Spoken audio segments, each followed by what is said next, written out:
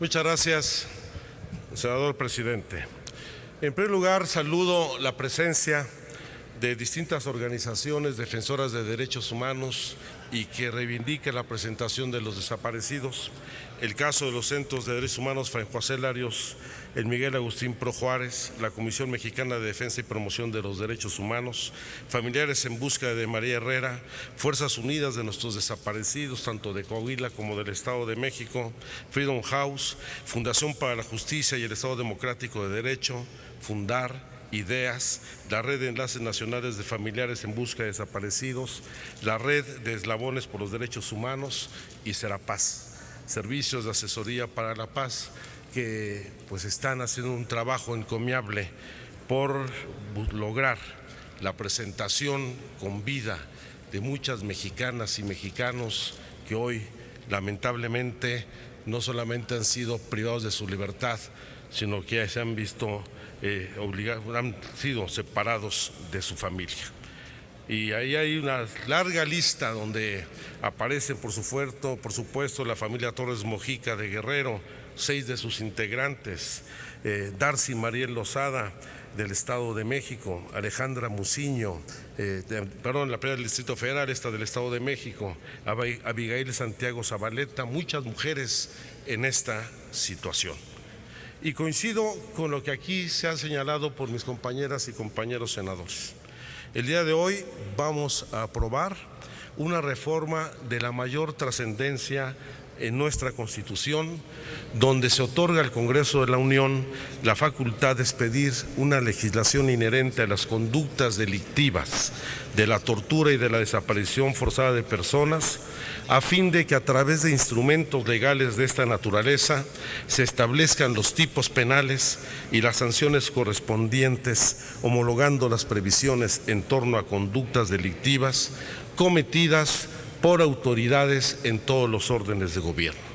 Se trata, en síntesis, de establecer la obligación del Estado para garantizar la seguridad, la integridad y el desarrollo pleno de los ciudadanos, y que se pueda sancionar las conductas delictivas en donde representantes del Estado mexicano incumplan con sus responsabilidades e incurran en delitos como la desaparición forzada, la tortura o la privación ilegal de la libertad. Muchos de nosotros, un buen número de legisladores de la izquierda, nos formamos justamente de jóvenes en la lucha por la libertad de los presos políticos y la presentación de los desaparecidos políticos. Y al mismo tiempo participamos en organizaciones como el Frente Nacional contra la Represión, el Grupo Eureka, el Grupo por la Presentación de los Desaparecidos Políticos, en momentos en donde el Estado mexicano actuaba con plena impunidad en la violación de muchos de nuestros ciudadanos en el país. Con esta reforma, otro escenario con otra condición legal se hubiera enfrentado la matanza en la Plaza de las Tres Culturas el 2 de octubre de 68, el jueves el 10 de junio de Corpus en 1971, la guerra sucia de los años 70, donde compañeros nuestros, muchos de quienes optaron por otra vía de lucha política, como fueron los movimientos armados, eran arrojados al mar en helicópteros del Ejército y de la Marina. Otro escenario sería si esta legislación hubiera estado vigente cuando aparecían no solamente delincuentes, sino disidentes políticos en el río Tula, o muchos de quienes fueron incinerados en los hornos del penal de Santa Marta, Catitla, aquí en el Distrito Federal. Esa impunidad no tenía límites. Tenemos muy presente lo que decía Benedetti en este poema de Hombre preso que mira a su hijo, cuando dice: la libertad o muerte era una redundancia, como sucedía en esos años. Lamentablemente, este fenómeno no ha desaparecido y se trata de un delito continuado, porque, como lo demostró el levantamiento del Ejército Zapatista de Liberación Nacional el surgimiento del Ejército Popular Revolucionario, unos en 94, otros en 1996, volvió a recrudecerse la práctica de la desaparición forzada. Y lamentablemente el día de hoy, ya el enemigo interior no solamente es el disidente, el opositor político. Hoy este riesgo y esta práctica alcanza prácticamente a toda la población en el momento en que la lucha contra el narcotráfico no solamente estableció de manera unilateral una guerra desde el Ejecutivo Federal, sino que permitió la salida del ejército a las calles, la militarización del país y el hecho de que, independientemente de las discrepancias de cifras, por lo menos 25.821 ciudadanos y ciudadanas mexicanas no aparecen y están en el Registro Nacional de Personas Desaparecidas. Y a la fecha, ninguna autoridad ha rendido cuentas o explicado cuáles han sido las causas de la desaparición forzada de estas personas. El Estatuto de Roma señala que la desaparición forzada es un delito de lesa humanidad, que se entiende como la aprehensión, la detención o el secuestro de personas por un Estado o una organización política o con su autorización, apoyo o aquiescencia, seguido de la negativa a admitir tal privación de libertad o dar información sobre la suerte y el paradero de estas personas.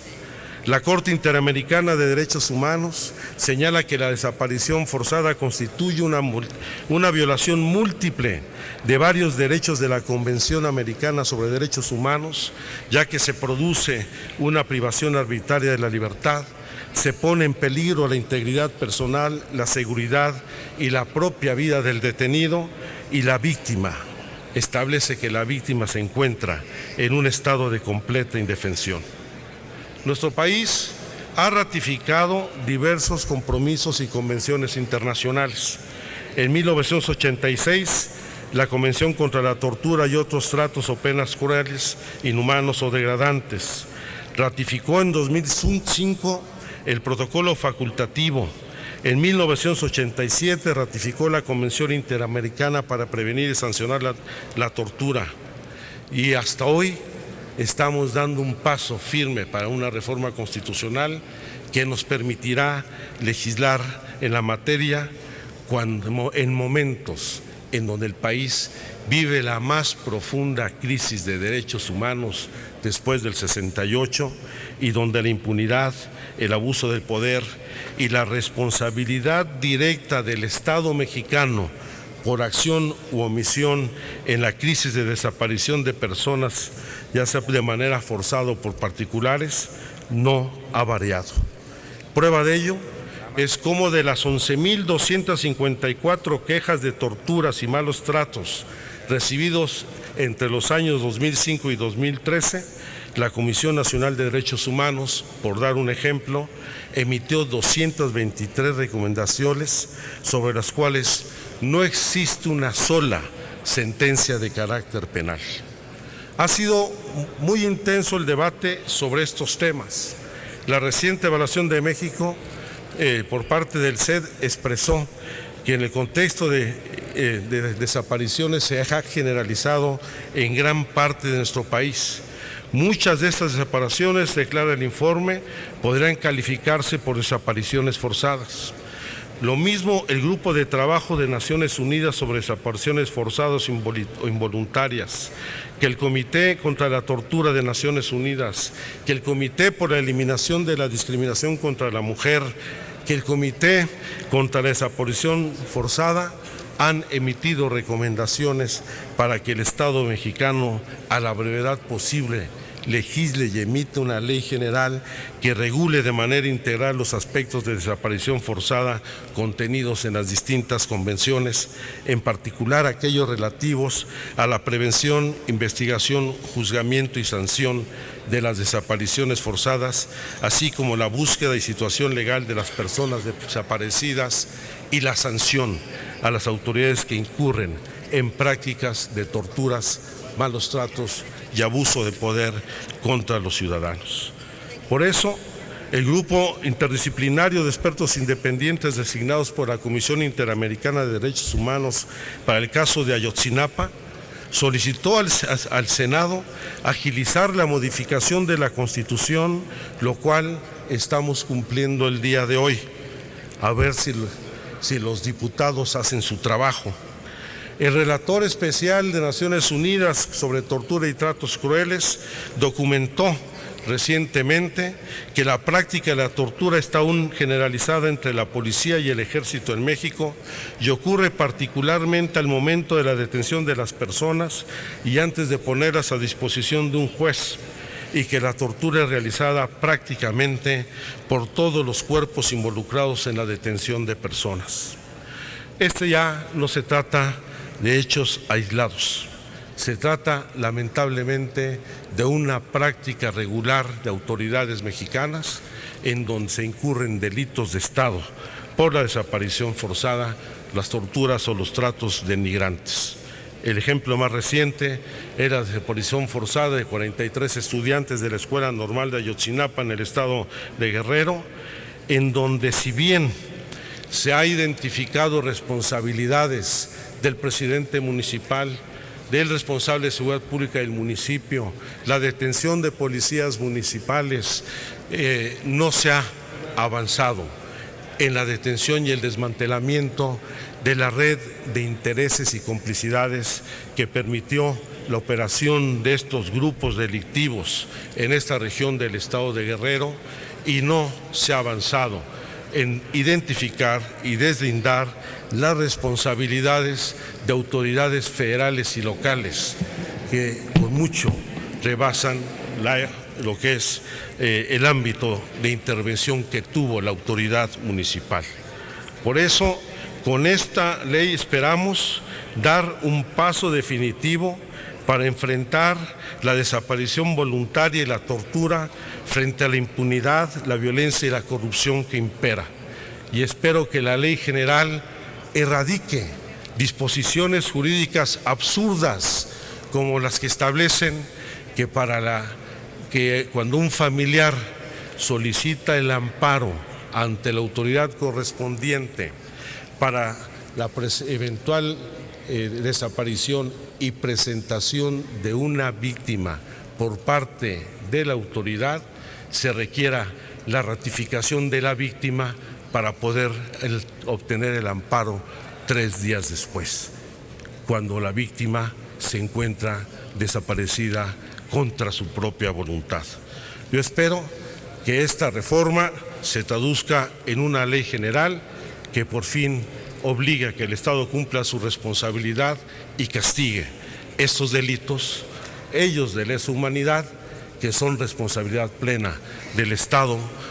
mexicano en todos sus órdenes de gobierno. Y esperemos que todos votemos a favor de esta reforma constitucional. Muchas gracias. Gracias.